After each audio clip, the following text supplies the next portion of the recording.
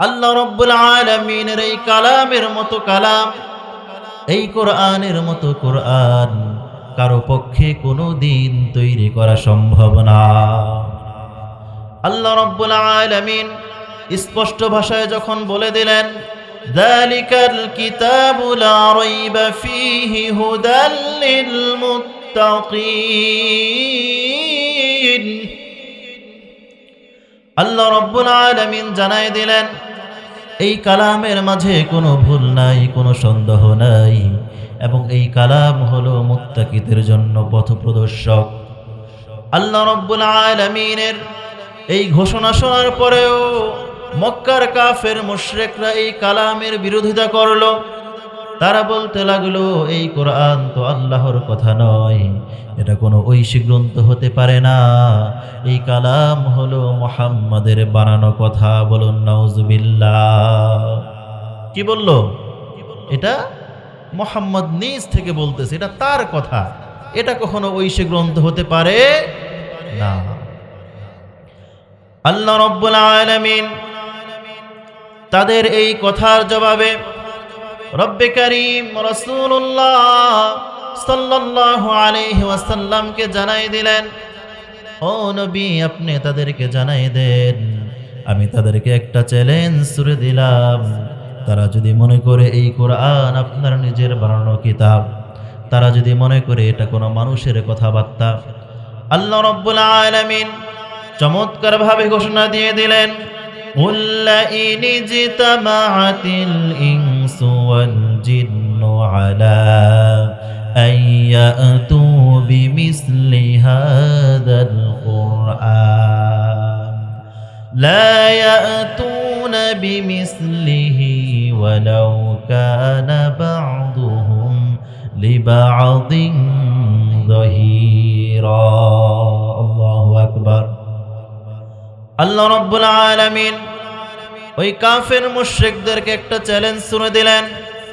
আল্লাহ রাব্বুল আলামিন রাসূলুল্লাহ সাল্লাল্লাহু আলাইহি ওয়াসাল্লামের মাধ্যমে জানাই দিলেন, ও নবী, আপনি বলে দেন, তোমরা যদি আমার হাবিবের কিতাবকে মনে করো এটা বানানো কিতাব, তোমরা যদি মনে করে থাকো এটা মুহাম্মাদের বানানো কথা, তাহলে তোমরাও তো মানুষ, তোমরা সবাই একত্রিত হও।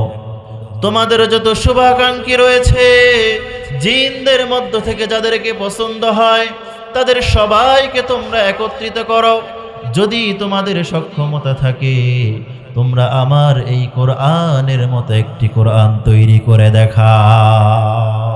পেরেছে?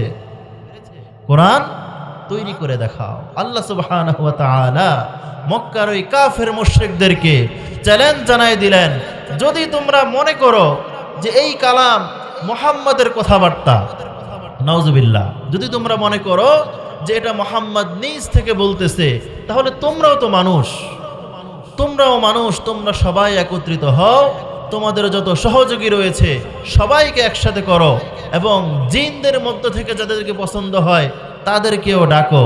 যদি তোমাদের সক্ষমতা থাকে, আমি রব্বুল আলামিনের কোরআনের মতো একটি কোরআন তোমরা রচনা করে দেখাও। পেরেছে? পারে নাই।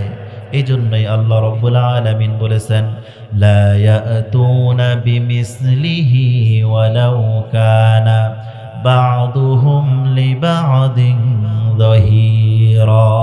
আল্লাহু আকবার। ১৫০০ বছর পার হয়ে গেল, কিয়ামত পর্যন্ত যদি প্রাণান্তর চেষ্টা চালায়, আল্লাহ রব্বুল আলামিনের কালামের মতো কালাম তৈরি করা কোনো মানুষের পক্ষে সম্ভব না। বলুন আল্লাহু আকবার। ওয়া মিন সাইয়্যাতি আ'মালিনা মান ইয়াহদিল্লাহু ফালা মুদিল্লা লাহু ومن يضلل فلن تجد له وليا مرشدا ونشهد أن لا إله إلا الله وحده لا شريك له والذي لا ضد له ولا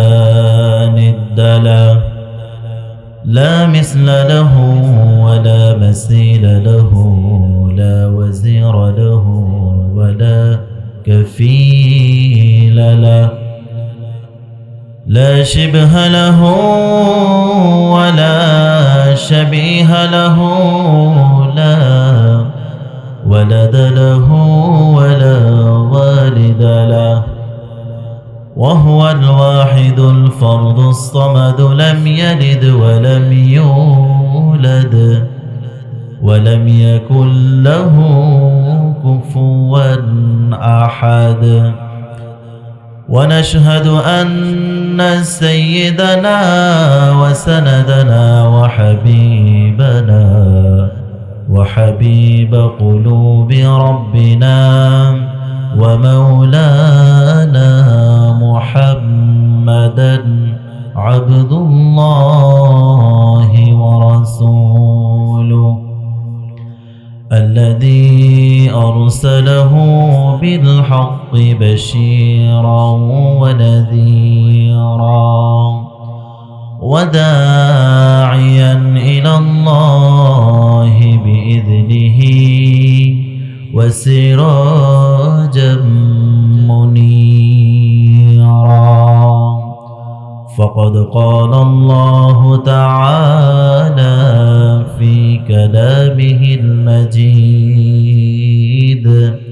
وفي فرقانه الحميد: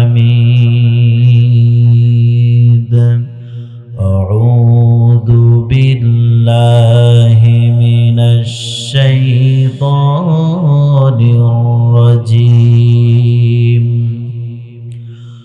بسم الله الرحمن الرحيم.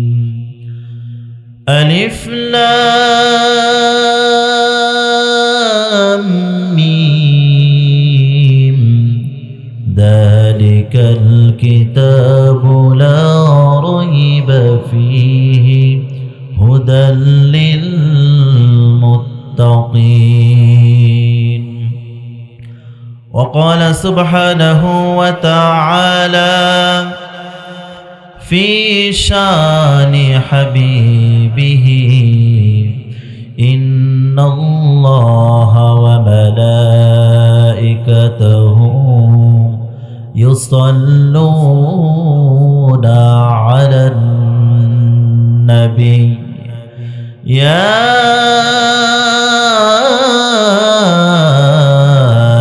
أيها الذين آمنوا صلوا عليه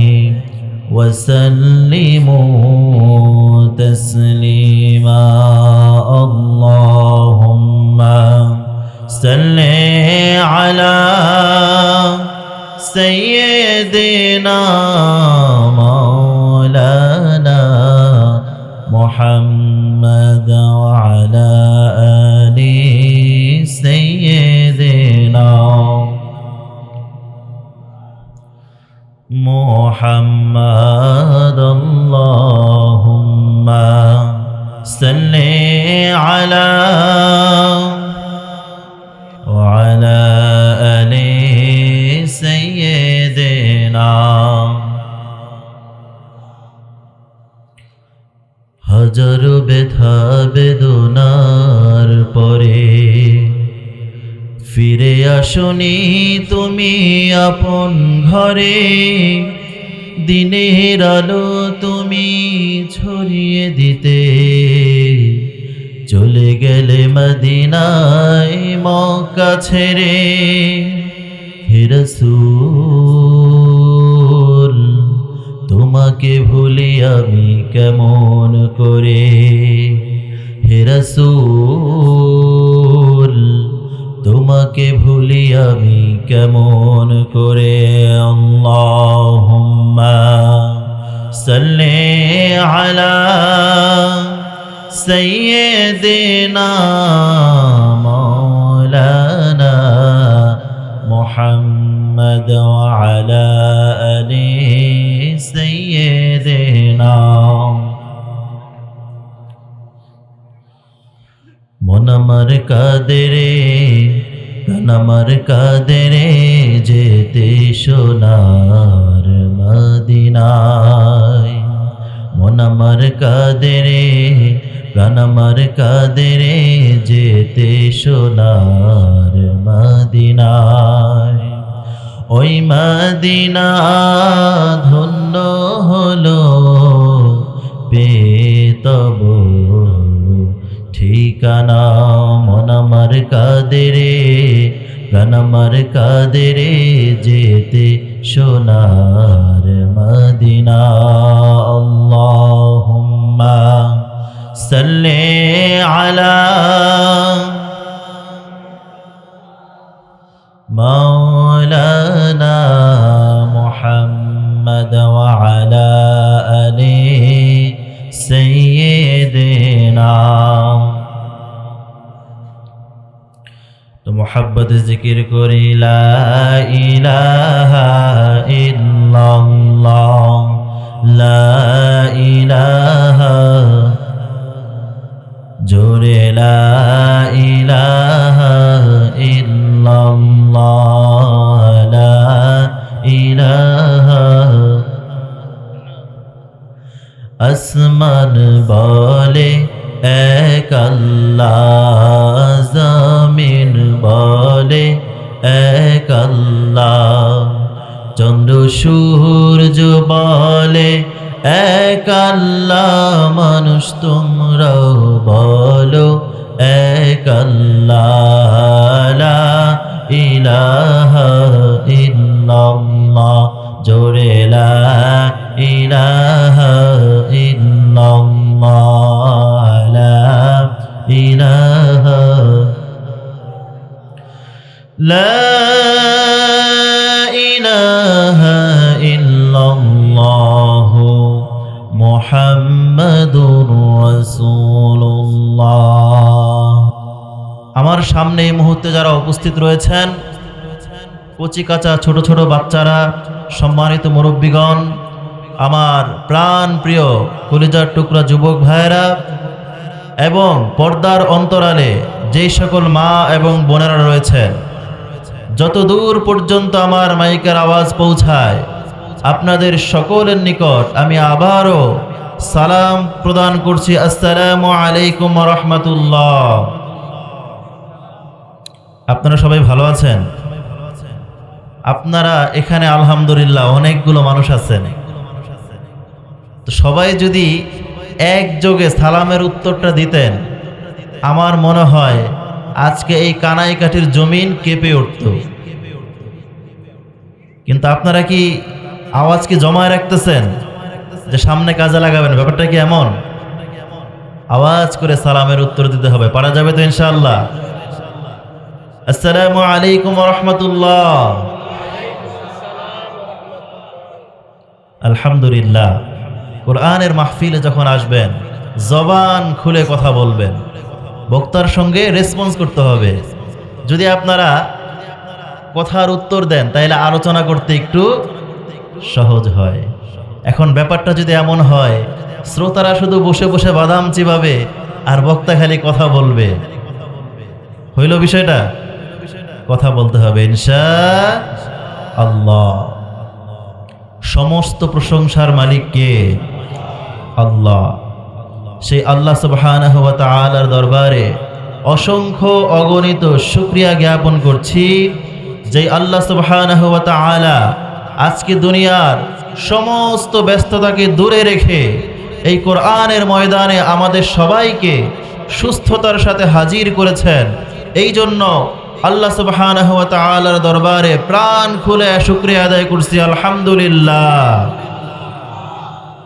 হামদান কাসীরান, সবাই বলুন হামদান কাসীরান তাইয়িবান মুবারাকান ফীহি ইয়া রাব্বি লাকাল হামদু কামা ইয়ানবাগি লিজালালি ওয়াজহিকা ওয়া আযীমি সুলতানিক। প্রশংসা করলাম কার? আল্লাহর প্রশংসা করলে কোনো সমস্যা হবে? একদিকে আল্লাহ সুবহানাহু ওয়া তাআলা যেই নবীর উম্মত আমাদেরকে বানিয়েছেন মুহাম্মদ সাল্লাল্লাহু আলাইহি ওয়াসাল্লাম, এই উম্মতে মুহাম্মাদি বড় দামি জিনিস, ঠিক কিনা? আর দ্বিতীয়ত, যেই কোরআন আল্লাহ সুবহানাহু ওয়া তাআলা রাসূলুল্লাহ সাল্লাল্লাহু আলাইহি ওয়াসাল্লামের উপর নাজিল করেছেন, রাসূলুল্লাহ সাল্লাল্লাহু আলাইহি ওয়াসাল্লামের মাধ্যমে যেই কোরআনকে আল্লাহ সুবহানাহু ওয়া তাআলা আমাদের নিকট পাঠিয়েছেন, এই কোরআনটাও বড় দামি। আল্লাহ সুবহানাহু ওয়া তাআলা যদি তৌফিক দেয়, অল্প সময়ের ভিতরে এই কোরআনে হাকিমের 6টা শ্রেষ্ঠত্ব বর্ণনা করব ইনশাআল্লাহ। পারা যাবে তো? থাকবেন তো সাথে ইনশাআল্লাহ। তো আলোচনা শোনার জন্য সবচেয়ে জরুরি যেই বিষয়টা, সেটা হচ্ছে মনোযোগ। শুরু থেকে যদি মনোযোগ দিয়ে শোনেন, আলোচনা বুঝবেন এবং শুনতে মজা লাগবে। আর যদি মনোযোগ না দেন, মাঝখানে একটু শুনলেন আবার অন্যদিকে মনোযোগ দিলেন, আলোচনা কোনো কাজে আসবে না। খণ্ডিত খণ্ডিত অংশ শুনবেন, কিন্তু পুরোপুরি আলোচনা না শুনলে তখন এটা বোঝা যাবে না। মনোযোগটা কি জন্য জরুরি, সেটা একটু বলি। আমি যখন ছোট ছিলাম, প্রাইমারি স্কুলে যখন পড়তাম, এখন তো বাচ্চারা কি সুন্দর দামি দামি বেঞ্চ টেবিলে পড়াশোনা করে, তাই না? আর আমাদের সময়ে যখন প্রাইমারি স্কুলে পড়তাম, একদম মাটির মধ্যে এরকম ওগলা বিছাই দিত, সেখানে যে ক্লাস করতাম। তো এমনই এক প্রাইমারি স্কুলে শিক্ষক পড়াচ্ছেন, মাটির ঘর, বড় বড় ইঁদুরের গর্ত, উলিতে মাটি উঁচু করে রাখে, হয় না এরকম? তো টিচার পড়াচ্ছেন, আর এক ছাত্র পড়ায় মনোযোগ নাই। সে দেখে যে ইঁদুরের গর্তে একটা ইঁদুর মাথা ঢুকায় আর বের করে। তো স্যার পড়াচ্ছেন, এখন পড়ানো শেষে স্যার যখন জিজ্ঞাসা করলো পড়া মাথায় ঢুকছে, সবাই তো উত্তর দিছে ঢুকছে, কিন্তু যেই ছেলের মনোযোগ নাই সে বলল স্যার মাথা ঢুকছে, কিন্তু পুরাপুরি তো বডি ঢোকে নাই। স্যারকে তাজ্জব ব্যাপার, তার মানে কি তার মনোযোগ কোথায়? ইঁদুরের দিকে। ঠিক আছে, যে মাথা ঢুকছে স্যার, কিন্তু লেজ ঢোকে নাই। এখন আমাদের অবস্থা কি এরকম হবে নাকি? মনোযোগ থাকতে হবে তো ইনশাআল্লাহ। আল্লাহ রাব্বুল আলামিন রাসূলুল্লাহ সাল্লাল্লাহু আলাইহি ওয়াসাল্লামের উপর এমন এক দামি কিতাব নাজিল করলেন, যে কালামের ভিতরে আল্লাহ রাব্বুল আলামিন শুরুতেই একটা চ্যালেঞ্জ জানাই দিলেন।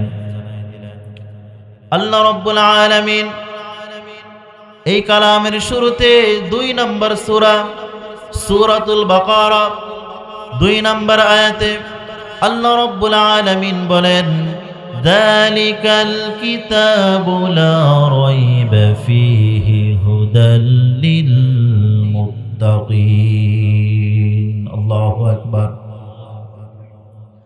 আল্লাহ রাব্বুল আলামিন জানাই দিলেন, ও নবী, এমন কিতাব আমি আপনার উপর অবতীর্ণ করেছি, যেই কিতাবের ভিতরে ভুল তো দূরের কথা, আমি রব্বুল আলামিন এই কিতাবের মাঝে কোনো সন্দেহ রাখি নাই।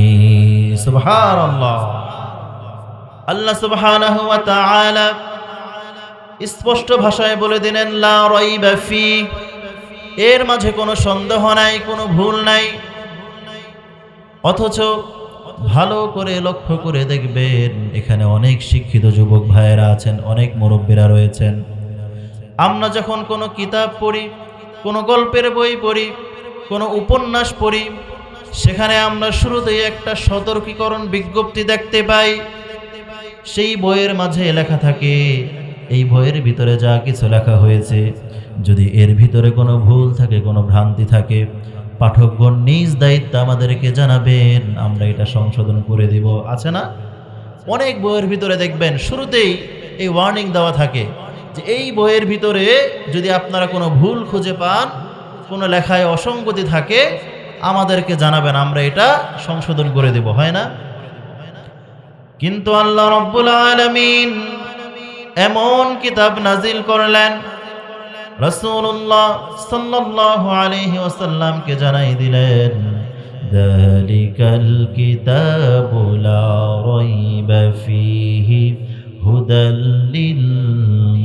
للمتقين الله أكبر অর্থাৎ ও নবী যেই কিতাব আমি আপনাকে দিয়েছি এই কিতাবের মাঝে কোনো ভুল ভ্রান্তি তো দূরের কথা আমি রব্বুল আলামিন এই কালামের মাঝে কোনো সন্দেহ রাখি নাই সুবহানাল্লাহ দেখেন আল্লাহ সুবহানাহু ওয়া তাআলা এই সূরা বাকারা সূরাটা শুরু করছেন কিন্তু আলিফ লাম মিম দিয়ে তাই না আপনারা সকলেই জানেন কি দিয়ে শুরু করছে আলিফ লাম মিম এই আলিফ লাম মিম যুক্ত করে আল্লাহ সুবহানাহু ওয়া তাআলা শুরুতেই একটা রহস্য দিয়ে ঢেকে দিলেন এবং একটা রহস্য ঘেরা সিচুয়েশন ক্রিয়েট হয়ে গেল এই আলিফ লাম মিম এটাকে বলা হয় হরুফে মুকাত্তাআত কোরআনের ভাষায় যেটাকে বলা হয় আয়াতে মুতাশাবিহাত দেখেন এই হরুফে মুকাত্তাআতের যে ব্যাখ্যা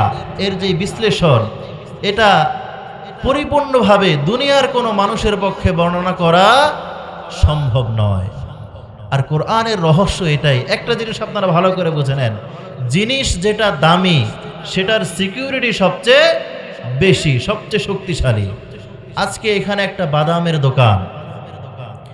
বাদামের দোকানের যে সিকিউরিটি আর একটা স্বর্ণের দোকানের সিকিউরিটি কি এক নো আবার একটা স্বর্ণের দোকানের যে সিকিউরিটি ব্যাংকের লকারের সিকিউরিটি কি তার চেয়েও বেশি না কম বেশি তার মানে কি জিনিস যেটা দামি সেটার সিকিউরিটি সবচেয়ে বেশি এই জন্য আল্লাহ রাব্বুল আলামিন সূরা বাকারার শুরুতে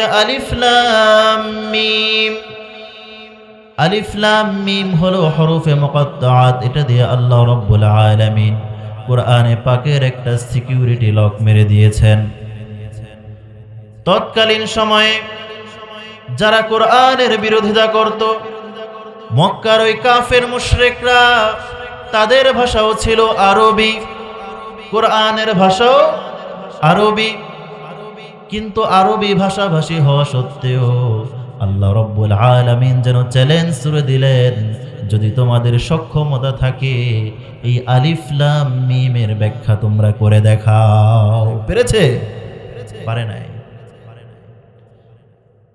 কালামে হাকিমের এক নাম্বার মুজিজা হলো আল্লাহ রাব্বুল আলামিনের এই কালামের মতো কালাম এই কোরআনের মতো কোরআন কারো পক্ষে কোনোদিন তৈরি করা সম্ভব না আল্লাহ রাব্বুল আলামিন স্পষ্ট ভাষায় যখন বলে দিলেন যালিকাল কিতাবু লা রাইবা ফীহি হুদাল লিল মুত্তাকিন আল্লাহ রাব্বুল আলামিন জানায় দিলেন এই কালামের মাঝে কোনো ভুল নাই কোনো সন্দেহ নাই এবং এই কালাম হলো মুত্তাকিদের জন্য পথপ্রদর্শক আল্লাহ রাব্বুল আলামিনের এই ঘোষণা শোনার পরেও মক্কার কাফের মুশরিকরা এই কালামের বিরোধিতা করলো তারা বলতে লাগলো এই কোরআন তো আল্লাহর কথা নয় এটা কোনো ঐশী গ্রন্থ হতে পারে না এই কালাম হলো মুহাম্মাদের বানানো কথা বলুন নাউজুবিল্লাহ কি বলল এটা মুহাম্মদ নিজ থেকে বলতেছে এটা তার কথা এটা কখনো ঐশী গ্রন্থ হতে পারে না আল্লাহ রাব্বুল আলামিন তাদের এই কথার জবাবে রব্বে কারীম রাসূলুল্লাহ সাল্লাল্লাহু আলাইহি ওয়াসাল্লামকে জানাই দিলেন ও নবী আপনি তাদেরকে জানাই দেন আমি তাদেরকে একটা চ্যালেঞ্জ ছুড়ে দিলাম তারা যদি মনে করে এই কোরআন আপনার নিজের বানানো কিতাব তারা যদি মনে করে এটা কোনো মানুষের কথাবার্তা আল্লাহ রাব্বুল আলামিন চমৎকার ভাবে ঘোষণা দিয়ে দিলেন قل لئن اجتمعت الإنس والجن على أن يأتوا بمثل هذا القرآن لا يأتون بمثله ولو كان بعضهم لبعض ظهيرا الله أكبر আল্লাহ রাব্বুল আলামিন ওই কাফের মুশরিকদেরকে একটা চ্যালেঞ্জ ছুড়ে দিলেন। আল্লাহ রাব্বুল আলামিন রাসূলুল্লাহ সাল্লাল্লাহু আলাইহি ওয়াসাল্লামের মাধ্যমে জানাই দিলেন, ও নবী, আপনি বলে দেন, তোমরা যদি আমার হাবিবের কিতাবকে মনে করো এটা বানানো কিতাব, তোমরা যদি মনে করে থাকো এটা মুহাম্মাদের বানানো কথা, তাহলে তোমরাও তো মানুষ, তোমরা সবাই একত্রিত হও। তোমাদের যত শুভাকাঙ্ক্ষী রয়েছে জিনদের মধ্য থেকে যাদেরকে পছন্দ হয় তাদের সবাইকে তোমরা একত্রিত করো। যদি তোমাদের সক্ষমতা থাকে তোমরা আমার এই কোরআনের মতো একটি কোরআন তৈরি করে দেখাও। পেরেছে? কোরআন তৈরি করে দেখাও। আল্লাহ সুবহানাহু ওয়া তাআলা মক্কার ওই কাফের মুশরিকদেরকে চ্যালেঞ্জ জানাই দিলেন, যদি তোমরা মনে করো যে এই কালাম মুহাম্মাদের কথাবার্তা, নাউজুবিল্লাহ, যদি তোমরা মনে করো যে এটা মুহাম্মদ নিজ থেকে বলতেছে, তাহলে তোমরাও তো মানুষ,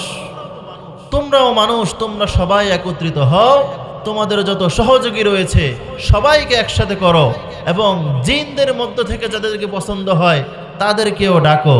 যদি তোমাদের সক্ষমতা থাকে আমি রব্বুল আলামিনের কোরআনের মতো একটি কোরআন তোমরা রচনা করে দেখাও। পেরেছে?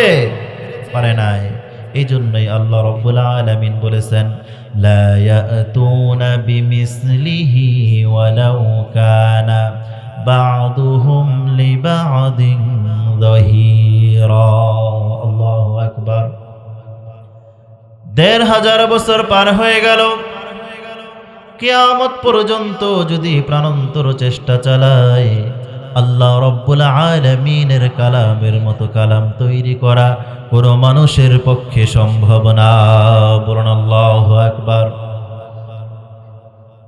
এই ঘোষণার পরেও তারা চ্যালেঞ্জ গ্রহণ করলো না, আবার বিশ্বাস স্থাপন করলো না। আল্লাহ রব্বুল আলামিন মক্কার কাফের মুশরিকদেরকে জন্য রব্বুল আলামিন এই চ্যালেঞ্জটাকে আরেকটু ছোট করে দিলেন, আরো হালকা করে দিলেন। আল্লাহ রব্বুল আলামিন বলেন, আম ইয়াকুলুনা ইফতারা কুল ফাতু বিআশরি সুওয়ারিম মিসলিহি মুফতারায়াতিন ওয়াদউ মান ইসতাতা'তুম মিন দুনিল্লাহি ইন কুনতুম সাদিকিন।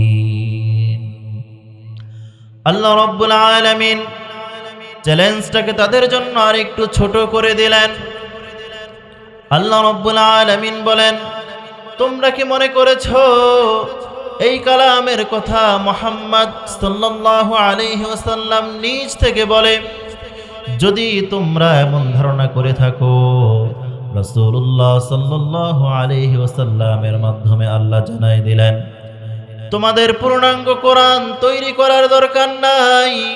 যদি তোমাদের সক্ষমতা থাকে আমি রব্বুল আলামিনের কালামের অন্তত 10টি সূরা তোমরা তৈরি করে দেখাও। কয়টা? 10টা।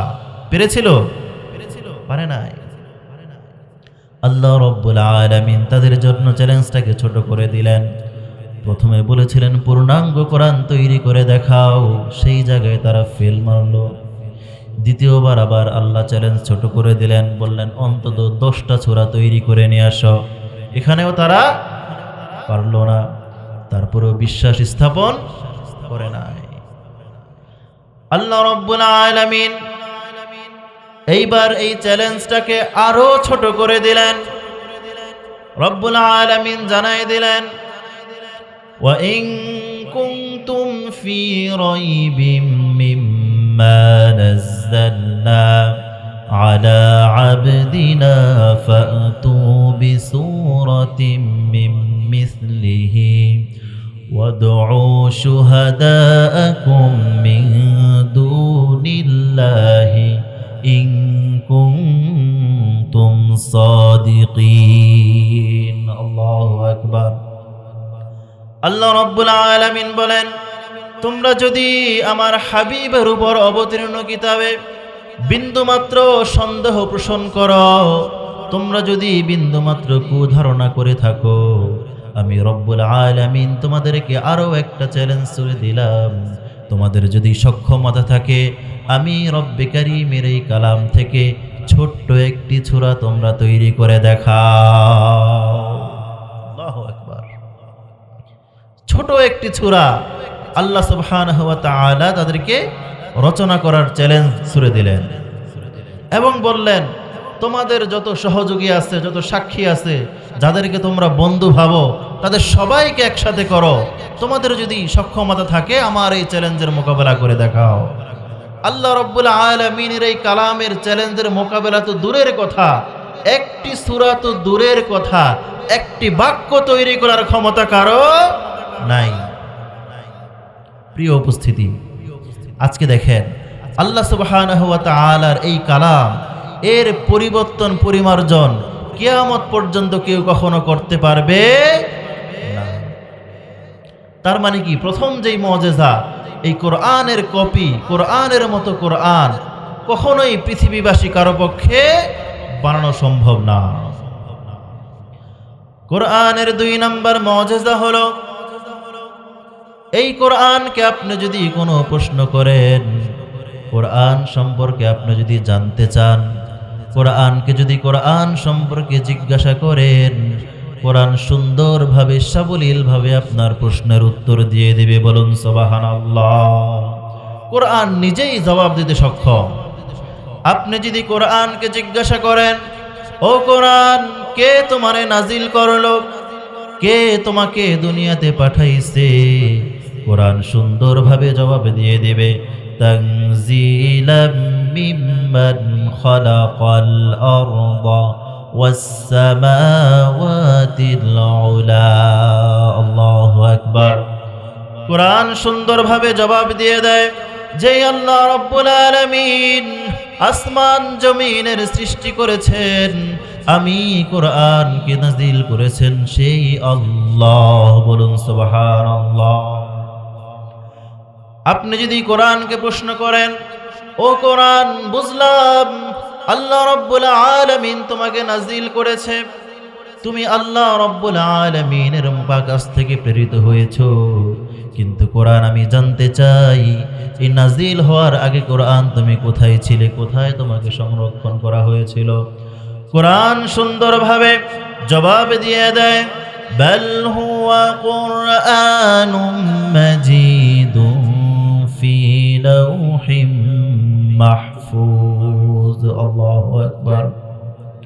কোরআন সুন্দরভাবে জবাব দিয়ে দেয়, আমি কোরআনকে রব্বুল আলামিন এমন একটি ঘরের মধ্যে সংরক্ষিত করে রেখেছিলেন, সেই ঘরের নাম হলো লাউহে মাহফুজ। বলুন সুবহানাল্লাহ। তারপরে যদি আপনি কোরআনের কাছে জানতে চান, ও কোরআন, বুঝলাম তুমি লাউহে মাহফুজের মাঝে সংরক্ষিত ছিলে, কিন্তু তুমি কার উপরে অবতীর্ণ হয়েছ? কোরআন সুন্দর করে জবাব দিয়ে দিবে, আল্লাযীনা আমানু ওয়া আমিলুস সালিহাতি ওয়া আমানু বিমা নুজ্জিলা আলা মুহাম্মাদিন ওয়া হুয়াল হাক্কু মির রাব্বিহিম। কোরআন বলে দেয়, যারা ঈমান আনে, সৎকর্ম করে এবং যেই কোরআন রাসূলুল্লাহ সাল্লাল্লাহু আলাইহি ওয়াসাল্লামের উপর অবতীর্ণ হয়েছে, সেই রাসূলের প্রতি ঈমান আনে, তারাই হলো সফলকামী। বলুন সুবহানাল্লাহ। একইভাবে আপনি যদি কোরআনকে বলেন, ও কোরআন, বুঝলাম তুমি রাসূলুল্লাহ সাল্লাল্লাহু আলাইহি ওয়াসাল্লামের উপর অবতীর্ণ হয়েছো, কে তোমারে অবতীর্ণ করেছে, কার মাধ্যমে এসেছো? কোরআন সুন্দরভাবে জবাব দিয়ে দেয়, নাযালা বিহির রূহুল আমিন। বলুন আল্লাহু আকবার। কোরআন জবাব দিয়ে দেয়, রূহুল আমিন ফেরেশতা, যাকে তোমরা জিবরিল আমিন নামে চিনো, সেই জিবরিল আমিন আমাকে রাসূলুল্লাহ সাল্লাল্লাহু আলাইহি ওয়াসাল্লামের নিকট আমি কোরআনকে অবতীর্ণ করেছি। বলুন আল্লাহু আকবার। এবার যদি কোরআনকে প্রশ্ন করেন, ও কোরআন, বুঝলাম জিবরিল আমিনের মাধ্যমে তুমি অবতীর্ণ হয়েছ, কিন্তু আমি জানতে চাই, ও ও কোরআন তোমার ভাষা কি, তুমি কোন ভাষায় অবতীর্ণ হয়েছ? কোরআন সুন্দরভাবে জবাব দিয়ে দেয়, বিলিসানিন আরাবিয়্যুম মুবিন। আল্লাহু আকবার।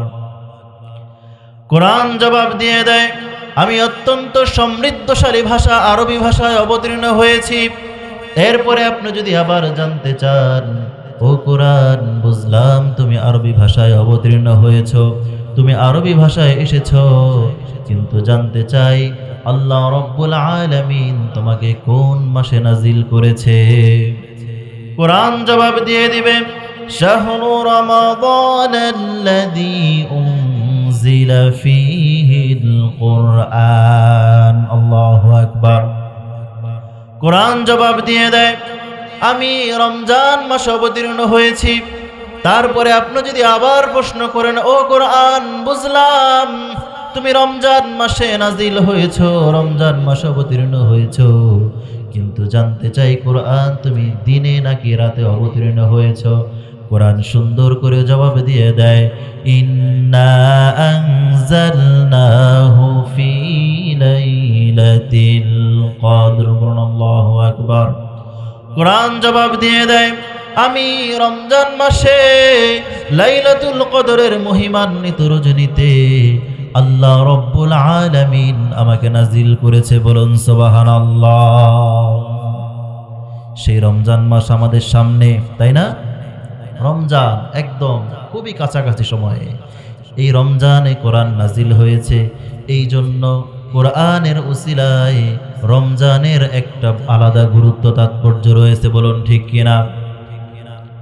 এই রমজান মাসে আল্লাহ রব্বুল আলামিন শবে কদরের রজনীতে আল্লাহ রব্বুল আলামিন এই কালামকে নাজিল করেছেন। এই জন্য আল্লাহ রব্বুল আলামিন ঘোষণা দিয়েছেন, লাইলাতুল কদরি খায়রুম মিন আলফি শাহর।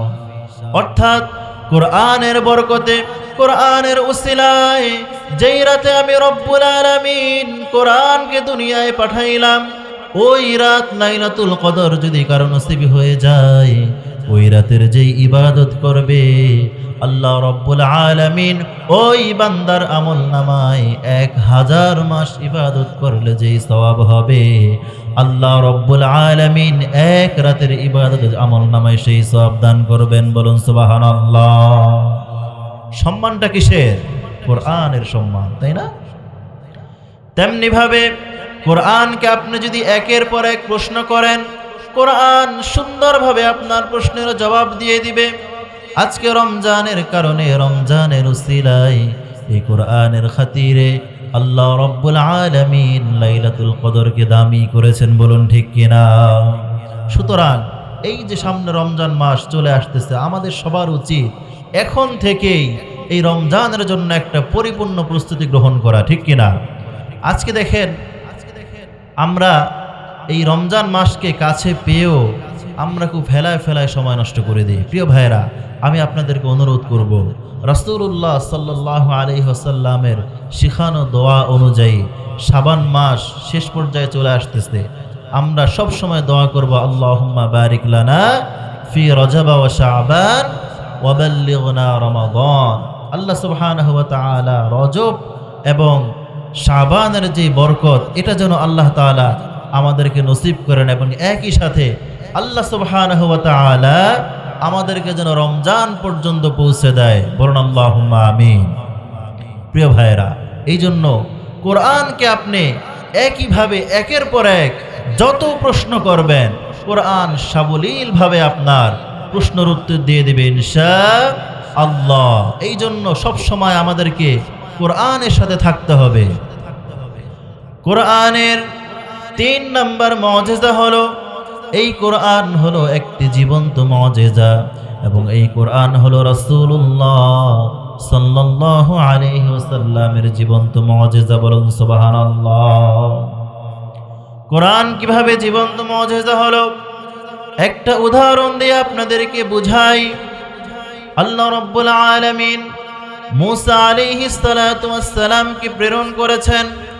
রব্বুল আলামিন মূসা আলাইহিস সালাতু ওয়াস সালামকে একটা মুজিজা দিয়েছেন। সেই মুজিজা ছিল কি একটি লাঠি। আপনারা সবাই জানেন এই ঘটনা। আল্লাহর পয়গম্বর মুসা আলাইহিস সালাতু ওয়াস সালাম যখন ফেরাউনের রাজ দরবারে যখন হাজির হলো, ফেরাউনের জাদুকরেরা যখন জাদু দেখাতে আরম্ভ করলো, ফেরাউনের জাদুকরেরা তারা যখন তাদের হাতের রশিগুলোকে ছেড়ে দিল, সবগুলো বিশাল বড় বড় সাপ রূপান্তর হয়ে গেল। আল্লাহর পয়গম্বর মুসা আলাইহিস সালাতু ওয়াস সালাম ভয় পেয়ে গেলেন। আল্লাহ রাব্বুল আলামিন বলেন, ওয়ামা তিলকা বিয়ামিনিকা ইয়া মুসা। আল্লাহ বলেন, ও মুসা তোমার হাতে ওটা কি? মুসা বলেন, ক্বালা হিয়া আসাই, এটা একটা লাঠি। পর্যায়ক্রমে আল্লাহ রাব্বুল আলামিন মুসা আলাইহিস সালাতু ওয়াস সালামকে নির্দেশ দিলেন, তোমার হাতের লাঠি তুমি ছেড়ে দাও। হাতের লাঠি ছেড়ে দেওয়ার সঙ্গে সঙ্গে বিশাল এক সাপ রূপান্তরিত হয়ে জাদুকরের সবগুলো সাপগুলো একটা একটা করে হজম করে ফেলল। বলুন আল্লাহু আকবার। জাদুকরেরা সবাই অবাক হয়ে গেল, এটা কি কাণ্ড!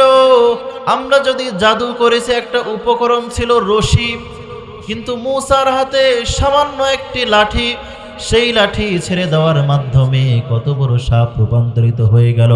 তারা সবাই অবাক হয়ে গেল। জাদুকরেরা সবাই বুঝে নিল এটা মূসার কোনো কারসাজি নয়, এটা হলো আল্লাহ রাব্বুল আলামিনের কাছ থেকে পাঠানো মুজিজা। বলুন সুবহানাল্লাহ। মূসা আলাইহিস সালাতু ওয়াস সালামের এই মুজিজা দেখে সকল কাফের মুশরিকরা, সকল জাদুকরেরা তাৎক্ষণিকভাবে মূসা আলাইহিস সালাতু ওয়াস সালামের হাতে হাত রেখে ঈমান এনেছে। বলুন আল্লাহু আকবার। একইভাবে আল্লাহ রাব্বুল আলামিন হযরত দাউদ আলাইহিস সালাতু ওয়াস সালামকে একটি মুজিজা দিয়েছিলেন। দাউদ আলাইহিস সালাতু ওয়াস সালাম তিনি যখন জাবুর কিতাব তেলাওয়াত করতেন, তার কণ্ঠের ভিতরে এত সুন্দর মাধুর্য ছিল, এত সুন্দর মেলোডি ছিল। চমৎকার ভাবে তিনি যখন তিলাওয়াত করতেন, আসমানের পাখিগুলো সব জমিনে নেমে আসতো, পানির মাছগুলো সবাই তীরে চলে আসতো। দাউদ আলাইহিস সালাতু ওয়াস সালামের তেলাওয়াত মুগ্ধ হয়ে শুনতো। দাউদ আলাইহিস সালাতু ওয়াস সালাম দুনিয়া থেকে বিদায় নিয়ে চলে গেছেন, তার মুজিজা তার সাথে বিদায় নিয়ে চলে গেছে। তারপরে কেউ জাবুর কিতাব তেলাওয়াত করার সময় আসমানের পাখি জমিনে নেমে আসে না, এবং পানির মাছগুলো তীরেও আসে না। হযরত ঈসা আলাইহিস সালাতু ওয়াস সালামকে আল্লাহ রাব্বুল আলামিন এমন মুজিজা দিয়েছিলেন। ঈসা আলাইহিস সালাতু ওয়াস সালাম যখন কোনো কুষ্ঠরোগী, কোনো অন্ধ রোগীর উপরে হাত বুলাইতেন, সঙ্গে সঙ্গে আল্লাহ রাব্বুল আলামিন তাকে সুস্থ করে দিতেন। বলুন সুবহানাল্লাহ। ঈসা আলাইহিস সালাতু ওয়াস সালাম যখন কবরের পাশে দাঁড়িয়ে যখন ডাক দিতেন, কুম বিইজনিল্লাহ, কবরের মুর্দারগুলো সঙ্গে সঙ্গে দাঁড়িয়ে ঈসা আলাইহিস সালাতু ওয়াস সালামকে সালাম জানাইতে। বলুন সুবহানাল্লাহ। ঈসা আলাইহিস সালাতু ওয়াস সালাম দুনিয়া থেকে বিদায় নিয়ে চলে গেছেন, তার মুজিজাও তার সাথে চলে গিয়েছে। ঈসা আলাইহিস সালাতু ওয়াস সালামের কোনো অনুসারী এখন কুম বিইজনিল্লাহ বললে কবর থেকে কোনো মুর্দার উঠে দাঁড়ায় না। একইভাবে কোনো কুষ্ঠরোগী, তাকে যদি ঈসা আলাইহিস সালামের কোনো অনুসারী তার চোখে হাত বুলায় দেয়, তার চোখ ভালো হয় না। তার মানে বোঝা যায় ঈসা আলাইহিস সালাতু ওয়াস সালাম চলে যাওয়ার সাথে সাথে তার মুজিজা আল্লাহ তুলে নিয়েছেন। আল্লাহ রাব্বুল আলামিন একইভাবে সালাতু ওয়াস সালামকে মুজিজা দিয়েছিলেন। বাতাসের উপরে তার নিয়ন্ত্রণ ছিল, এবং সুলাইমান আলাইহিস সালাতু ওয়াস সালামকে আল্লাহ রাব্বুল আলামিন যে তখ্ত দিয়েছিলেন, সেই তখ্ত ব্যবহার করে সুলাইমান আলাইহিস সালাতু ওয়াস সালাম কখনো পানির মাঝে ভেসে বেড়াইতেন, কখনো বাতাসের উপর চলাচল করতেন। কিন্তু সুলাইমান আলাইহিস সালাতু ওয়াস সালাম চলে যাওয়ার সাথে সাথে আল্লাহ রাব্বুল আলামিন এই মুজিজা তুলে নিয়েছেন। কিন্তু আল্লাহ রাব্বুল আলামিন রাসূলুল্লাহ সাল্লাল্লাহু আলাইহি ওয়াসাল্লামকে এমন মুজিজা দিয়েছেন, এমন কোরআন দিয়ে পাঠিয়েছেন, সেই কোরআন আমাদের মাঝে এখনো আছে না নাই? এই কোরআন পড়ে যদি কোনো অসুস্থ রোগীকে ফু দেওয়া হয়, সেই রোগীকে সুস্থ করে দেন কে? তার মানে বোঝা যায় রাসূলুল্লাহ সাল্লাল্লাহু আলাইহি ওয়াসাল্লাম দুনিয়া থেকে বিদায় নিয়ে চলে গেছেন, কিন্তু মুজিজা এখনো আছে। এই কোরআন পরে যদি কাউকে ফু দেওয়া হয়, তাকে আল্লাহ রাব্বুল আলামিন সুস্থ করে দেন। আল্লাহ রাব্বুল আলামিন বলেন, وَنُنَزِّلُ مِنَ الْقُرْآنِ مَا هُوَ شِفَاءٌ وَرَحْمَةٌ لِلْمُؤْمِنِينَ। আল্লাহু আকবার। আল্লাহ রাব্বুল আলামিন বলেন, যারা আমার কোরআনকে বিশ্বাস করে, যারা মুমিন, যারা কোরআনের উপর বিশ্বাস স্থাপন করে, আমি রব্বুল আলামিন এই কোরআনের ভিতরে তাদের জন্য আমি রব্বে কারীম রোগ মুক্তির ব্যবস্থা করে রেখেছি। বলুন সুবহানাল্লাহ। তার মানে বোঝা যায় রাসূলুল্লাহ সাল্লাল্লাহু আলাইহি ওয়াসাল্লাম চলে যাওয়ার পরেও তার মুজিজা এখনো আমাদের মাঝে আছে না নাই? এই কোরআন রাসূলুল্লাহ সাল্লাল্লাহু আলাইহি ওয়াসাল্লাম আমাদের মাঝে রেখে গেছেন, এবং এই কোরআন অনুযায়ী আমাদের গোটা জিন্দেগি পরিচালনা করার নির্দেশ দিয়েছেন, ঠিক কি না? আজকে দেখেন আমাদের সবাইকে এই কোরআনের সাথে থাকতে হবে, কোরআনের পথে থাকতে হবে। পারা যাবে তো? আল কোরআনের পথ, এই পথই আসল পথ। সবাই আল কোরআনের পথ, এই পথই আসল পথ। আল কোরআনের পথ, এই পথই আসল পথ। অন্য পথে অন্য মতে নেই যে রহমত, অন্য পথে অন্য মতে নেই যে রহমত। আল কোরআনের পথ, এই পথই আসল পথ। আল কোরআনের আলোয় যার জীবন আলোকিত, সে চির বিপ্লবী, নয় কখনো ভীত। আল কোরআনের আলোয় যার জীবন আলোকিত, সে চির বিপ্লবী, নয় কখনো ভীত। তার ভিতরে পড়ে খোদার অশেষ মহাব্বত, অশেষ মহাব্বত। আল কোরআনের পথ, এই পথই আসল পথ। আল কোরআনের পথ, এই পথই আসল পথ। অন্য পথে অন্য মতে নেই যে রহমত, অন্য পথে অন্য মতে নেই যে রহমত। আল কোরআনের পথ, এই পথই আসল পথ। আল্লাহু আকবার। এই কোরআনের সাথে আমাদের সম্পর্ক গড়ে তুলতে হবে। কোরআনের সাথে যদি সম্পর্ক গড়ে তুলতে পারেন, নিয়মিত যদি এই কোরআনকে ধারণ করেন, কোরআনকে তিলাওয়াত করেন, আপনার মর্যাদা বৃদ্ধি করে দিবেন কে? আল্লাহ। আল্লাহ রাসূল সাল্লাল্লাহু আলাইহি ওয়াসাল্লাম বলেছেন, খায়রুকুম মান তাআল্লামাল কুরআনা ওয়া আল্লামা। অর্থাৎ যেই ব্যক্তি কোরআন শিখবে এবং আরেকজনকে শিখাবে, আল্লাহ সুবহানাহু ওয়া তাআলা রাসূলের মাধ্যমে জানাই দিয়েছেন সেই হচ্ছে সর্বোত্তম ব্যক্তি। রাসূলুল্লাহ সাল্লাল্লাহু আলাইহি ওয়াসাল্লামের সাহাবী উমামা রাদিয়াল্লাহু তাআলা আনহু হতে বর্ণিত, তিনি বলেন, সামি'তু রাসূলুল্লাহ সাল্লাল্লাহু আলাইহি ওয়াসাল্লাম ইয়াকুলু ইকরাউল কুরআন ফাইন্নাহু ইয়াতি ইয়াওমাল কিয়ামাতি শাফিআন লিআসহাবিহি। রাওয়াহুল মুসলিম।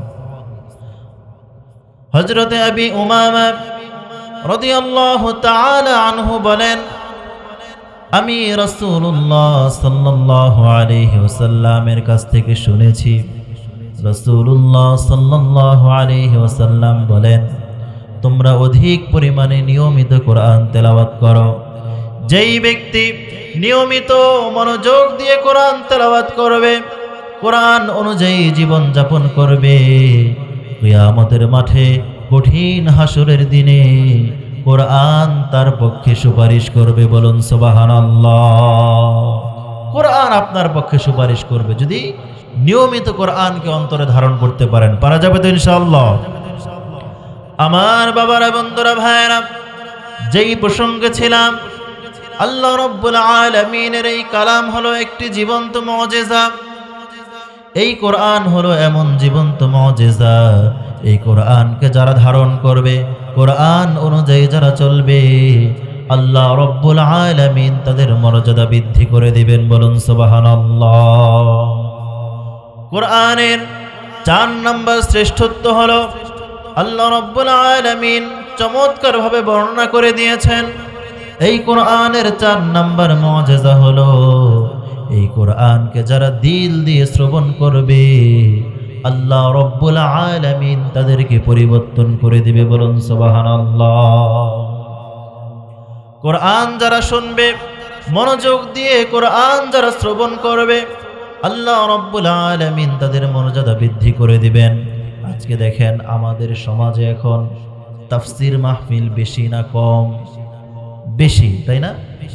আজকে দেখেন কোরআন বলতেছে, যারা মনোযোগ দিয়ে কোরআনের তিলাওয়াত শুনবে, আল্লাহ সুবহানাহু ওয়া তাআলা তাদের ঈমান বৃদ্ধি করে দিবে। আজকে দেখেন উদাহরণস্বরূপ যদি বলি, কোরআনের মাহফিল আমাদের এত পরিমাণে হয়, বাড়ছে না আগের চাইতে অনেক, কিন্তু হেদায়েত কমছে। কারণটা কি?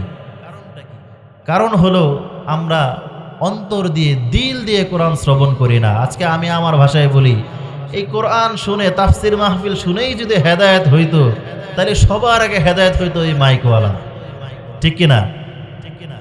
আজকে দেখেন আপনি আর আমি কয়দিন মাহফিল শুনি বছরে? 5 দিন, 7 দিন, 10 দিন, তাই তো। কিন্তু আমার এই মাইকওয়ালা ভাই আল্লাহর রহমতে 30 দিনই শুনে, তাই না? আজকে দেখেন অনেক সময় দেখা যায় মঞ্চে নামাজ চলে, তেলাওয়াত চলতেছে, আর মঞ্চের পিছনে বসে বসে বিড়ি টানে, আছে না নাই? আপনারা ঘুরে ঘুরে এই ভাইয়ের দিকে তাকাচ্ছেন, এই ভাই হয়তো ভালো মানুষ, কিন্তু অনেক মাইকম্যান আছে, অনেক শ্রোতাও তো আছে, সারা রাত ওয়াজ শোনে কিন্তু ফজর নামাজ পড়ে না। এবং শ্রোতা আলহামদুলিল্লাহ আমরা যারা আছি, আমরা নিয়ত করি কি, যে যাই দেখি হুজুর কি বলে, হুজুর যদি আমার দলের হয় আলহামদুলিল্লাহ মনোযোগ দিয়ে শুনবো, কিন্তু হুজুর যদি আমার বিরুদ্ধে, আমার দলের বিরুদ্ধে কোনো কথা বলে, মাহফিলও শেষ, হুজুরও শেষ। এমন শয়তানি আছে না নাই? আল্লাহ সুবহানাহু ওয়া তাআলা এই সকল শয়তানি থেকে আমাদেরকে হেফাজত করুন। তার মানে কি, অন্তর দিয়ে আমরা শ্রবণ করি না, আমরা শ্রবণ করি কি, শুধু কান দিয়ে শুনে আরেক কান দিয়ে বের করে দেই। এই জন্য আমাদের ভিতরে পরিবর্তন আসে না। অথচ আল্লাহ রাব্বুল আলামিন বলেন, وَإِذَا تُلِيَتْ عَلَيْهِمْ آيَاتُهُ زَادَتْهُمْ إِيمَانًا وَعَلَى رَبِّهِمْ يَتَوَكَّلُونَ। আল্লাহু আকবার। আল্লাহ রাব্বুল আলামিন জানাই দিলেন, যখন আমার ঈমানদার বান্দাদের সামনে কোরআন তেলাওয়াত করা হয়, আমি রব্বুল আলামিন তাদের ঈমান বৃদ্ধি করে দেই। বলুন সুবহানাল্লাহ। আজকে আমরা অন্তর দিয়ে কোরআন শ্রবণ করি না, যার কারণে আমাদের মাঝে কোনো পরিবর্তন নাই। এই জন্য আমি বলি আমার ভাইয়েরা, কোরআন যদি শ্রবণ করতে হয়, কোরআন শুনতে হবে হযরতে ওমরে ফারুক রাদিয়াল্লাহু তাআলা আনহুর মতো অন্তর দিয়ে। হযরতে ওমর ফারুক রাদিয়াল্লাহু তাআলা আনহু খলিফাতুল মুসলিমিন, আমিরুল মুমিনিন ওমর ফারুক রাদিয়াল্লাহু তাআলা আনহু ইসলাম গ্রহণের পূর্বে তার অবস্থা এত ভয়াবহ ছিল, এত মারাত্মক ছিল, এমন বীর বিক্রম ছিলেন ওমর ফারুক রাদিয়াল্লাহু তাআলা আনহু। তিনি সিদ্ধান্ত নিলেন যে আজকে তিনি মুহাম্মদ সাল্লাল্লাহু আলাইহি ওয়াসাল্লামের গর্দান থেকে মাথা বিচ্ছিন্ন করে দিবেন। বলুন নাউজুবিল্লাহ। ওমর রাদিয়াল্লাহু তাআলা আনহু তরবারি হাতে টকবগে ছুটছেন। প্রতিমধ্যে তার বন্ধু নুআইম, তার সঙ্গে দেখা। নুআইম বলল, ওমর কি ব্যাপার, কি হয়েছে, তো এত তেজস্বী রূপ নিয়ে তুমি কোথায় যাও? ওমর রাদিয়াল্লাহু তাআলা আনহু জবাব দিলেন, আব্দুল্লাহর বেটা মুহাম্মদ নাকি নতুন এক ধর্মের কাহিনী আমাদেরকে শোনায় এবং সে নাকি তার ওই ধর্মে আমাদেরকে দীক্ষিত করতে চায়। আজকে আমরা বংশ পরম্পরায় বাপ দাদার কাছ থেকে যেই ধর্ম আমরা পেয়েছি, এই ধর্ম ভাত দিয়ে কিছুতেই আমরা আব্দুল্লাহর বেটা মুহাম্মাদের কথা শুনবো না। তাই আমি সিদ্ধান্ত নিয়েছি, আজকে মুহাম্মদকে আমি যেখানেই পাবো তার গর্দান থেকে মাথাটা বিচ্ছিন্ন করে দিবে। বলুন নাউজুবিল্লাহ। চিন্তা করা যায় কি পরিমাণ বীর বিক্রম, কত বড় দুঃসাহস হইলে রাসূলুল্লাহ সাল্লাল্লাহু আলাইহি ওয়াসাল্লামকে হত্যা করার সিদ্ধান্ত নিয়েছে।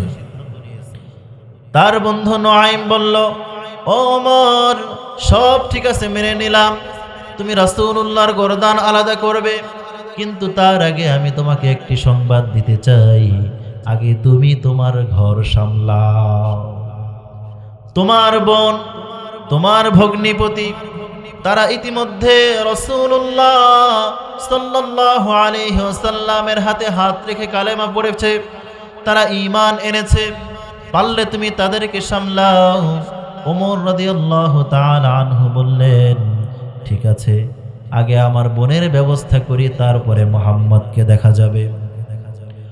ওমর রাদিয়াল্লাহু তাআলা আনহু রাঙা তরবারি হাতে তার বোনের বাসার দরজার সামনে দাঁড়িয়ে গেল।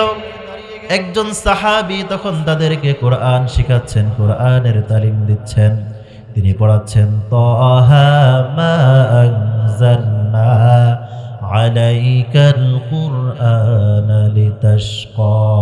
আল্লাহু আকবার। ওমর রাদিয়াল্লাহু তাআলা আনহু কোনো কিছু বুঝে ওঠার আগে ঘরে ঢোকার সঙ্গে সঙ্গে তার ভগ্নিপতিকে মারধর শুরু করলো। এমন অবস্থায় তার বোন সামনে এসে দাঁড়িয়ে গেল এবং তার বোনকে সে এমনভাবে একটি থাপ্পড় মারল, তার বোনের কান থেকে রক্ত বের হয়ে গেল। বলুন নাউজুবিল্লাহ। তার বোন বলল, ও আমার ভাই, তুমি যদি আজকে আমাদেরকে দুনিয়া থেকে চিরতরে বিদায় করে দাও, রাসূলুল্লাহ সাল্লাল্লাহু আলাইহি ওয়াসাল্লামের হাত ধরে, রাসূলুল্লাহ সাল্লাল্লাহু আলাইহি ওয়াসাল্লামের হাতে হাত রেখে যেই ঈমানের দৌলত আমি পেয়েছি, আমার জীবন চলে গেলেও এই ঈমানের পথ থেকে আমি পিছু হটব না। বলুন সুবহানাল্লাহ।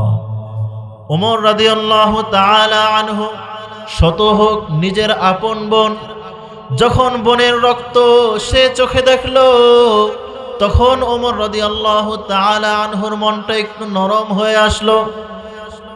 ওমর রাদিয়াল্লাহু তাআলা আনহু তার বোনকে বলল, তোমরা কি যেন গুনগুন করে পড়তেছিলে, আমাকে একটু শোনাও, আমি একটু পড়তে চাই, কি তোমরা পড়েছ?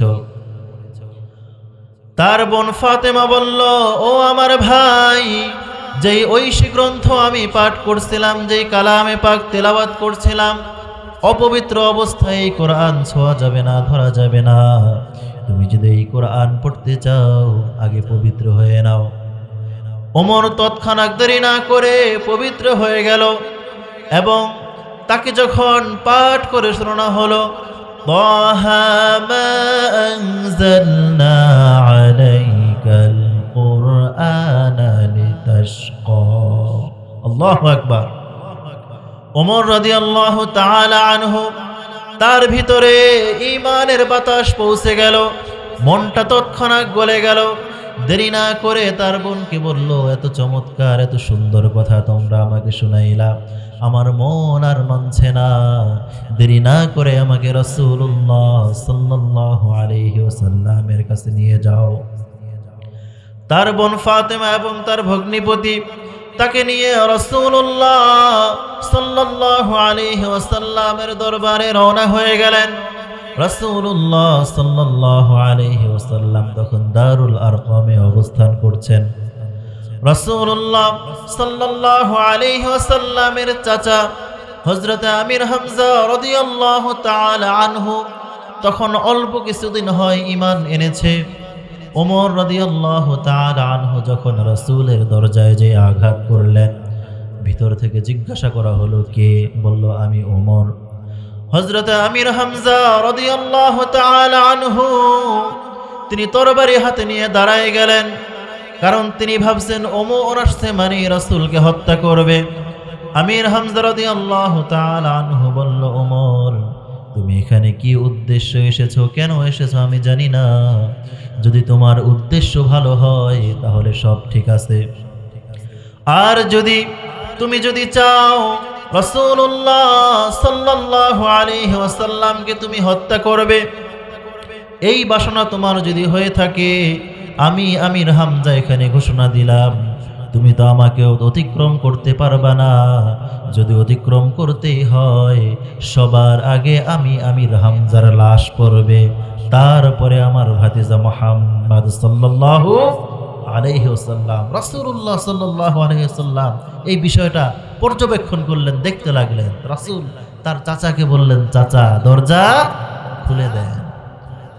কারণ ওই দিন সকালবেলা রাসূলুল্লাহ সাল্লাল্লাহু আলাইহি ওয়াসাল্লাম ফজরের পরে আল্লাহ সুবহানাহু ওয়া তাআলার কাছে দোয়া করেছিলেন, আল্লাহ এই ওমর অথবা আবু জাহেল দুইজনের একজনকে তুমি ঈমানের জন্য কবুল করো। আল্লাহ সুবহানাহু ওয়া তাআলা ওমর রাদিয়াল্লাহু তাআলা আনহুকে ঈমানের জন্য কবুল করেছেন। হযরত ওমর রাদিয়াল্লাহু তাআলা আনহু দরজার ভিতরে ঢুকে রাসূলুল্লাহ সাল্লাল্লাহু আলাইহি ওয়াসাল্লামের পায়ের নিকট রাঙা তরবারি রেখে এবং বললেন, ইয়া রাসূলুল্লাহ, ইয়া হাবিবাল্লাহ, আর দেরি করায়েন না, আমাকে পড়ায় দেন লা ইলাহা ইল্লাল্লাহু মুহাম্মাদুর রাসূলুল্লাহ সাল্লাল্লাহু। ওমর রাদিয়াল্লাহু তাআলা আনহু ইসলামের ছায়ায় নিজেকে সঁপে দিলেন। ওমর রাদিয়াল্লাহু তাআলা আনহু যখন ঈমান গ্রহণ করলেন, এবং ওই সময় অবস্থা এমন ছিল, সাহাবাগণ এত খুশি হলেন, এত আনন্দিত হলেন, সকলেই চিৎকার দিয়ে আল্লাহর মহিমা ঘোষণা করলেন, আল্লাহু আকবার। সাহাবাগণ তখন রাসূলুল্লাহ সাল্লাল্লাহু আলাইহি ওয়াসাল্লাম সহ ওমর রাদিয়াল্লাহু তাআলা আনহু ঈমান আনয়নের পরে তখনই প্রকাশ্যে রাসূলুল্লাহ সাল্লাল্লাহু আলাইহি ওয়াসাল্লাম কাবা চত্বরে প্রকাশ্যে নামাজ আদায় করলেন। বলুন আল্লাহু আকবার। ওমর রাদিয়াল্লাহু তাআলা আনহু সকালবেলা তার অবস্থা ছিল মুহাম্মাদুর রাসূলুল্লাহ সাল্লাল্লাহু আলাইহি ওয়াসাল্লামকে হত্যা করবে, কিন্তু সেই ওমর কোরআনের তেলাওয়াত শুনে এমন পরিবর্তন হয়ে গেলেন, রাসূলকে হত্যা তো দূরের কথা, ঈমানের দৌলত নিয়ে ধন্য হয়ে গেলেন। বলুন সুবহানাল্লাহ। আমার বাবারা, বন্ধুরা, ভাইয়েরা, ওমর রাদিয়াল্লাহু তাআলা আনহু একদিন, তিনি তখন খলিফাতুল মুসলিমিন, তিনি একদিন তার সঙ্গীদেরকে বলতেছেন, ও আমার সঙ্গীরা, ও আমার বন্ধুগণ, আজকে তোমাদেরকে একটি ঘটনা আমি বলি। আমি ওমর তো সেই দিন ঈমান আনার সিদ্ধান্ত নিয়েছিলাম। একদিন রাতের বেলা আমি হেরেম শরীফ অতিক্রম করছিলাম এবং আমি দেখলাম মুহাম্মাদুর রাসূলুল্লাহ সাল্লাল্লাহু আলাইহি ওয়াসাল্লাম কাবা চত্বরে নামাজ আদায় করছেন। ওমর রাদিয়াল্লাহু তাআলা আনহু বলেন, তিনি যখন নামাজে তেলাওয়াত করছেন, তার তেলাওয়াতের এত সুন্দর মাধুর্য, এত সুমধুর তেলাওয়াত আমি ওমরকে আকৃষ্ট করে ফেলল। রাসূলুল্লাহ সাল্লাল্লাহু আলাইহি ওয়াসাল্লামের তেলাওয়াত শোনার জন্য আমি ওমর তখন চুপি চুপি রাসূলের পিছে দূর থেকে দাঁড়িয়ে দাঁড়িয়ে শুনতেছিলাম।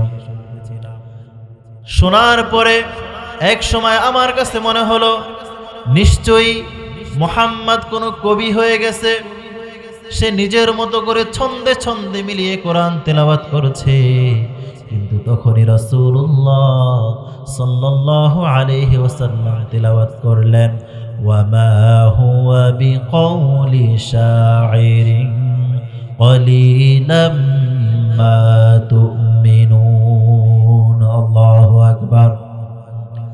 রাসূল বলতে লাগলেন, এটা কোনো কবির কথা নয়, এটা কোনো গ্রন্থ নয়, এটা কোনো মানব রচিত গ্রন্থ নয়, এটা কোনো কবির কথা নয়, এবং এটা কোনো গল্প কাহিনী নয়, এটা হচ্ছে সেই কিতাব যা আল্লাহ রাব্বুল আলামিন নাজিল করেছেন। তোমরা জানার পরেও বিশ্বাস করতে চাও না। আল্লাহু আকবার।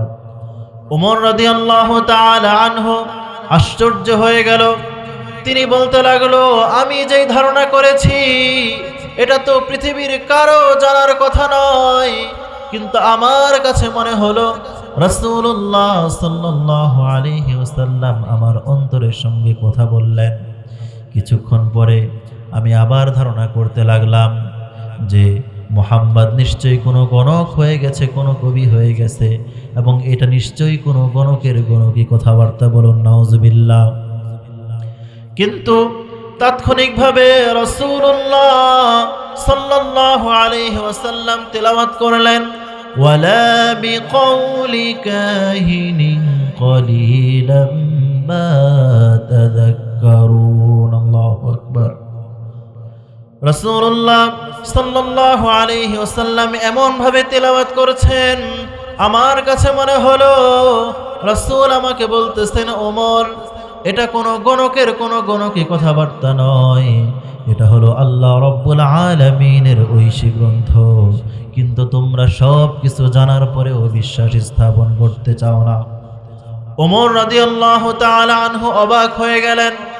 তিনি বললেন, আমার অন্তরের কথা, আমার অন্তরের ধারণা দুনিয়ার কারো পক্ষে জানা সম্ভব নয়, কিন্তু আমার কাছে মনে হলো রাসূলুল্লাহ সাল্লাল্লাহু আলাইহি ওয়াসাল্লাম আমার প্রত্যেকটি কথার জবাব দিচ্ছেন। বলুন সুবহানাল্লাহ।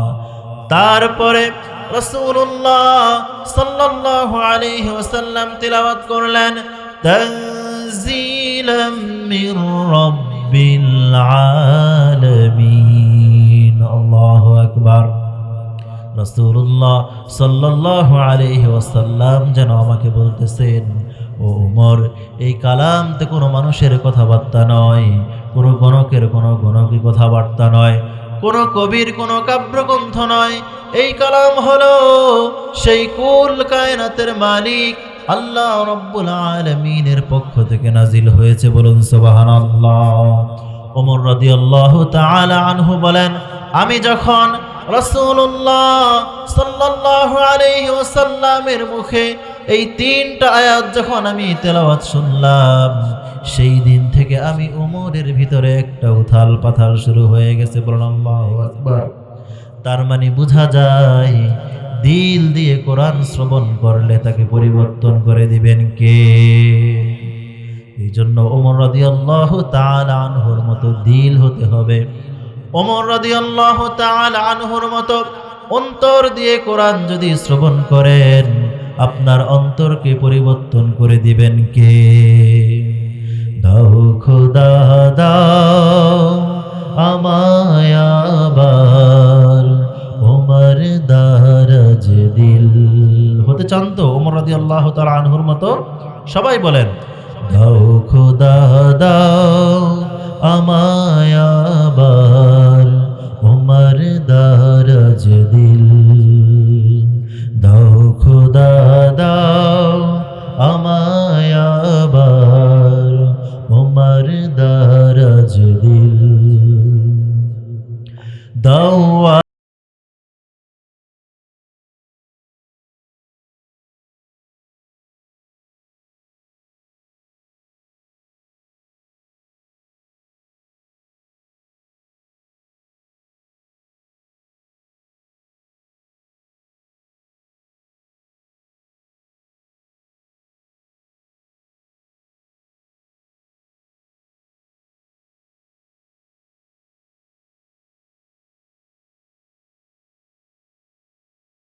দিল।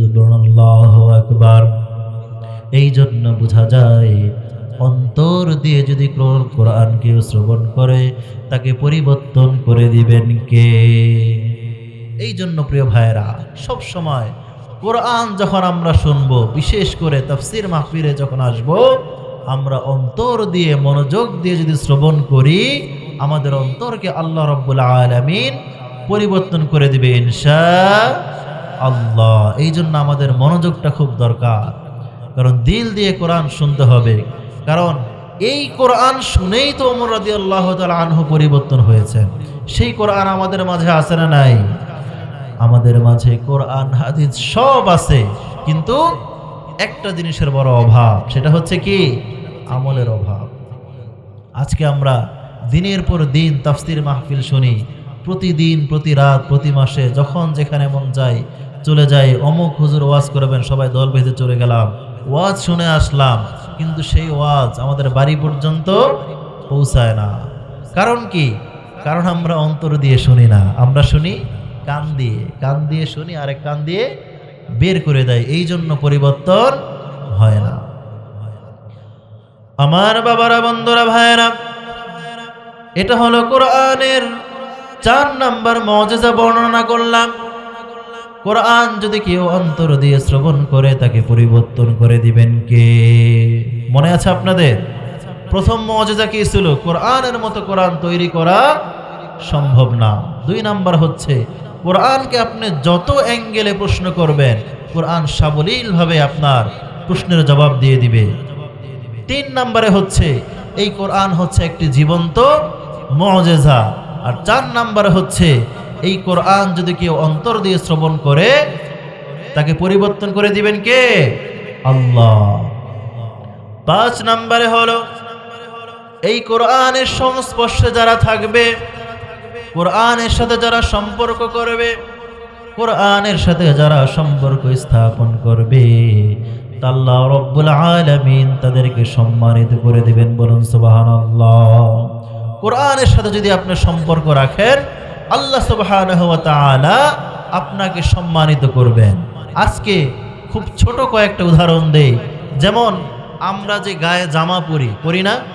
আমাদের এই জামা, পাঞ্জাবি, শার্ট, এর একটা দাম অনেক বেশি না? একটা পাঞ্জাবির কাপড়ের গজ আজকে 500, 600, 700 টাকা, তাই না? আমরা যে শার্ট গায়ে দিই যুবক ভাইয়েরা, শার্টের দাম মাশাআল্লাহ 2000, 3000 টাকা। আজকে দেখেন কোরআনের যেই জামা, কোরআনকে যেই জুজদান দিয়ে পেঁচানো হয়, সেটা কি খুব দামি কাপড়? সেটা কি 35 টাকা গজের একটা কাপড় দিয়ে আমরা কোরআনটাকে পেঁচাই। আজকে দেখেন ভুলক্ষরেও কোরআনের ওই নামের যেই জুজদান, যেই গিলাফ, এটা যদি আমাদের পায়ে লাগে, চুমু দিতে দেরি হয় না। কারণটা কি? কোরআনের সাথে এই জুজদান, এই কাপড়ের একটা সংস্পর্শ হয়েছে।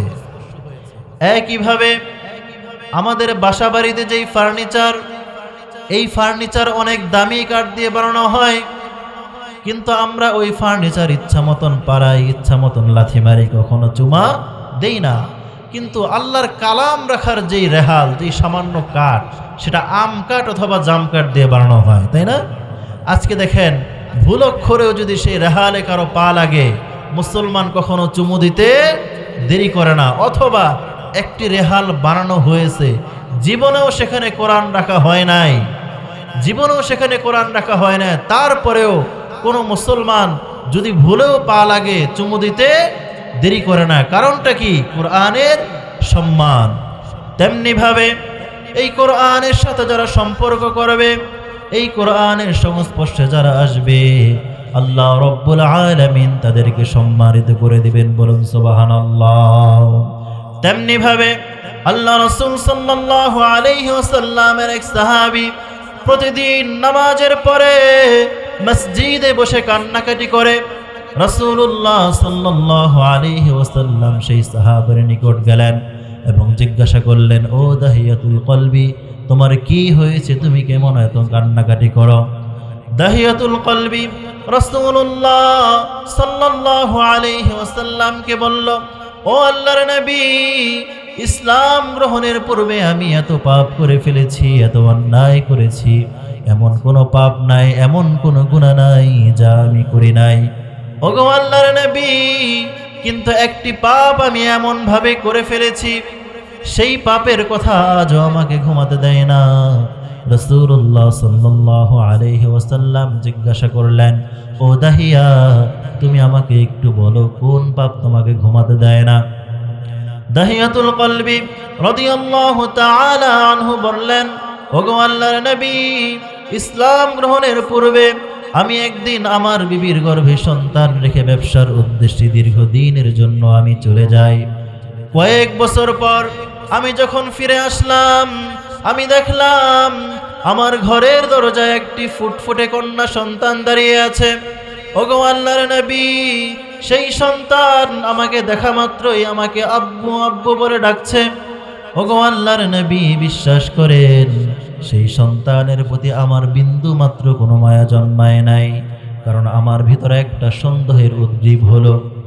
আমি তখন আমার বিবিকে জিজ্ঞাসা করলাম, ও বিবি, তোমার গর্ভে যেই সন্তান আমি রেখে গিয়েছি সেই সন্তানের খবর তো তুমি আমাকে জানাও নাই। রাসূলুল্লাহ সাল্লাল্লাহু আলাইহি ওয়াসাল্লাম আগ্রহ নিয়ে শুনতেছেন। দাহিয়াতুল কলবি বলল, আমার বিবি আমাকে বলল, ও স্বামী, দরজায় দাঁড়িয়ে যেই সন্তানটি দেখতে পাচ্ছেন ওই কন্যা সন্তান হলো আপনার সন্তান। জাহিল যুগে কেউ যদি কন্যা সন্তান জন্মদান করত, তার চাইতে নির্লজ্জ এবং জঘন্য কাজ আর কিছু ছিল না। বলুন নাউজুবিল্লাহ। রাসূলুল্লাহ সাল্লাল্লাহু আলাইহি ওয়াসাল্লামকে বলতে লাগলেন, ওগো আল্লাহর নবী, আমি যখন জানতে পারলাম এই কন্যা সন্তান আমার, বিশ্বাস করেন নবী, কোনো মায়া তো আমার ভিতরে জন্মান নাই। আমি মনে মনে সিদ্ধান্ত নিয়ে ফেললাম এই কন্যা সন্তানকে আমি হত্যা করে ফেলবো। বলুন নাউজুবিল্লাহ। দাহিয়াতুল কলবি তার স্ত্রীকে বলল, ওগো আমার বিবি, সন্তানটাকে সুন্দর করে সাজিয়ে দাও, আমি ওকে নিয়ে একটু ঘুরে আসব, একটু বেড়াতে যাব। সন্তান তখন সুন্দর করে ফুটফুটে সন্তানটাকে তার বিবি যখন সাজিয়ে দিল, সন্তান নিয়ে বের হয়ে গেল। মরুভূমির নির্জন এলাকায় যখন চলে গেল, দাহিয়াতুল কলবি যখন মরুভূমির নির্জন এলাকায় গর্ত খুঁড়তে লাগলেন, বালু যখন উত্তোলন করতে লাগলেন, সেই সন্তান তখনও জানে না তার পাষাণ পিতা তাকে হত্যা করে ফেলবে। দাহিয়াতুল কলবি যখন গর্ত খুঁড়তে খুঁড়তে যখন ক্লান্ত হয়ে গেল, তার কপালে ঘাম, দাড়ির মধ্যে বালু লেগে যায়, ওই সন্তান তখন তার জামা দিয়ে দাহিয়াতুল কলবি রাদিয়াল্লাহু তাআলা আনহুর কপালের ঘাম মুছে দেয়, দাড়ির বালুগুলো সে ছড়িয়ে দেয়। তাৎক্ষণিকভাবে গর্ত যখন খোঁড়া শেষ হয়ে গেল, দাহিয়াতুল কলবি তার পিচ্চি সন্তানকে বলল, মারে দেখ, গর্তের ভিতরে কি যেন দেখা যায়। ফুটফুটে সন্তান অবুঝ শিশু যখন গর্তের দিকে তাকাইল, পিছন দেখে দাহিয়াতুল কলবি রাদিয়াল্লাহু তাআলা আনহু বলেন, ওগো আল্লাহর নবী, কোনো মায়া আমার ভিতরে কাজ করে নাই, আমি এত কঠোর হয়ে গেলাম, আমি আমার সন্তানকে গর্তের মাঝে ফালাই দিলাম। ওগো আল্লাহর নবী, আমি যখন আমার সন্তানকে গর্তের ভিতরে ফেলে দিলাম, আমার সন্তানের বুঝতে বাকি রইল না আমার পিতা আমাকে দুনিয়া থেকে বিদায় করে দিবে। ওগো আল্লাহর নবী, সন্তান যখন আমার দিকে তাকিয়ে আব্বু আব্বু বলে ডাকতেছে, ও আমার পিতা, ও আব্বু, আমাকে মাইরো না, তুমি আমাকে আজকের মতো ছেড়ে দাও, আমি তোমার চোখের সামনে থেকে এমন দূর দূরান্তে চলে যাব, কোনোদিন পিতৃ পরিচয় চাইতে আসবো না, তোমার সন্তান বলে আমি কোনোদিন পরিচয় দিব না, তুমি দয়া করে আজকের মতো আমাকে ছেড়ে দাও। দাহিয়াতুল কলবি বলেন, ওগো আল্লাহর নবী, আমার ভিতরে কোনো মায়া কাজ করলো না, আমি যখন পাথর দিয়ে কন্যা সন্তানের মাথায় আঘাত করলাম, ওগো আল্লাহর নবী, ফিনকি দিয়ে রক্ত বের হয়ে গেল। আমার সন্তান একই কথা বারবার আমাকে বলতে লাগলো, আমার পিতা, তুমি আজকের মতো আমাকে ছেড়ে দাও।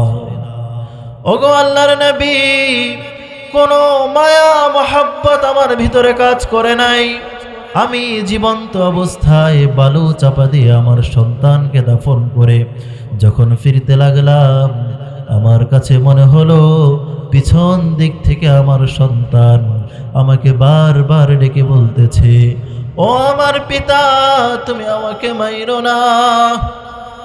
ইয়া রাসূলুল্লাহ, ইয়া হাবিবাল্লাহ, আমি সব পাপের কথা ভুলে যেতে পারি, কিন্তু এই কন্যা সন্তানের যেই ব্যথা, এই পাপ আমাকে এখনো ঘুমাতে দেয় না। আমি যখন নির্জনে ইবাদত করি, ওগো আল্লাহর নবী, এই পাপ আমাকে কুরে কুরে খায়। ও আল্লাহর নবী, আমি জানতে চাই আল্লাহ রব্বুল আলামিন আমার এই পাপ ক্ষমা করবেন কিনা। রাসূলুল্লাহ সাল্লাল্লাহু আলাইহি ওয়াসাল্লামের চোখ থেকে মুক্তা দানার মতো ঝরঝর করে পানি আসতেছে। রাসূল বললেন, দাহিয়া রে, মানুষ কিভাবে এত কঠোর হয়? দাহিয়া রে, হতাশ হইস না, চিন্তা করো না। আল্লাহ রাব্বুল আলামিন বলেন, লা তাকনাতু মির রাহমাতিল্লাহ ইন্নাল্লাহা ইয়াগফিরুয যুনুবা জামিআ ইন্নাহু হুয়াল গফুরুর রহিম। আল্লাহু আকবার। দাহিয়াতুল কলবিকে রাসূলুল্লাহ সাল্লাল্লাহু আলাইহি ওয়াসাল্লাম সান্ত্বনা দিয়ে বললেন, আল্লাহর রহমত থেকে দাহিয়া তুমি নিরাশ হয়ো না, নিশ্চয়ই আল্লাহ রব্বুল আলামিন তোমার গুনাহগুলো মাফ করে দিবে। বলুন সুবহানাল্লাহ। রাসূলুল্লাহ সাল্লাল্লাহু আলাইহি ওয়াসাল্লাম বলেন, জিবরিল আমিন যখন আমার নিকট ওহী নিয়ে আসতো, অধিকাংশ সময় জিবরিল আমিন মানব স্রোত নিয়ে আসতো, বিভিন্ন সময় বিভিন্ন সাহাবীর স্রোত ধরে আসতো, কিন্তু আমার নিকট ওহী নিয়ে জিবরিল আমিন সবচেয়ে বেশি যেই সাহাবীর স্রোত নিয়ে এসেছেন, সেই সাহাবীর নাম হলো দাহিয়াতুল কলবি। আল্লাহু আকবার। তার মানে বোঝা যায়, কোরআনের সংস্পর্শে যারা আসবে, কোরআনের কাছে যারা নিজেদেরকে আত্মসমর্পণ করে দিবে, আল্লাহ রব্বুল আলামিন তাদের সম্মান বৃদ্ধি করে দিবেন। বলুন সুবহানাল্লাহ। একইভাবে আমরাও যদি কোরআনের সাথে সম্পর্ক করতে পারি, কোরআন অনুযায়ী যদি জীবন পরিচালনা করতে পারি, ইনশাআল্লাহ আমাদের সম্মান বৃদ্ধি করে দিবেন কে? ইনশাআল্লাহ। হুজুর চলে আসছেন, আমি এখনই শেষ করে দিব।